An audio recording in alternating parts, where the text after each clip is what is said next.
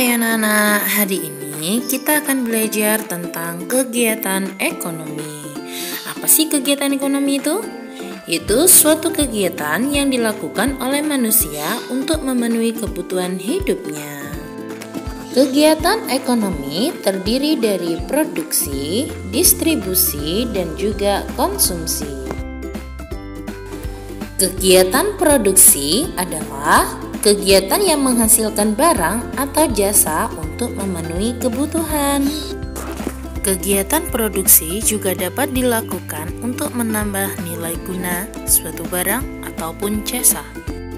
Contoh kegiatan produksi yang menghasilkan barang: pengrajin mebel mengubah kayu menjadi meja dan kursi.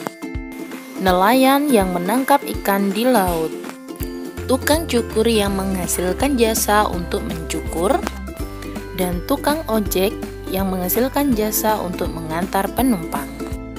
Selain itu juga di dalam pabrik konveksi juga menghasilkan pakaian. Pengrajin mebel, nelayan, tukang cukur, tukang ojek, dan pabrik konveksi yang melakukan kegiatan produksi disebut produsen.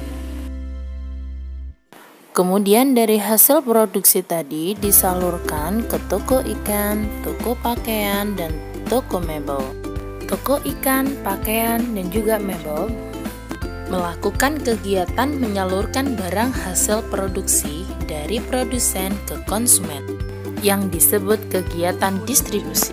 Sedangkan orang yang melakukan kegiatan distribusi disebut distributor.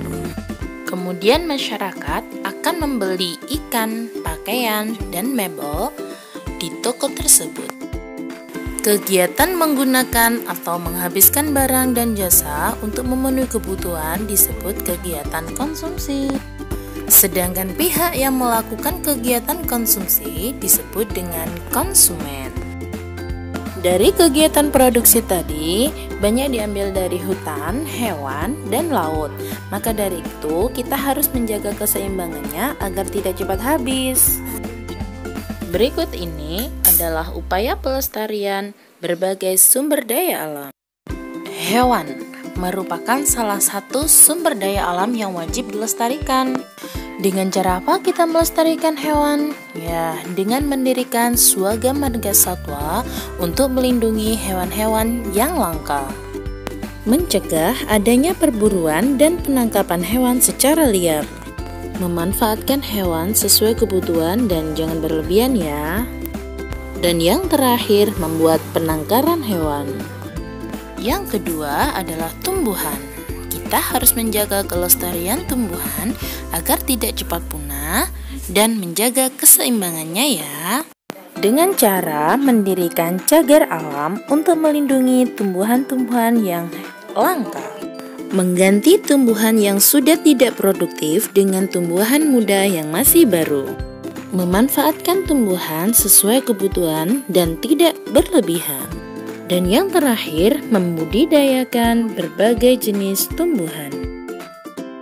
Air merupakan sumber daya alam yang berperan penting bagi kehidupan sehari-hari ya. Maka dari itu, kita harus melestarikannya dengan cara tidak menutup semua permukaan tanah dengan aspal, agar air dapat meresap.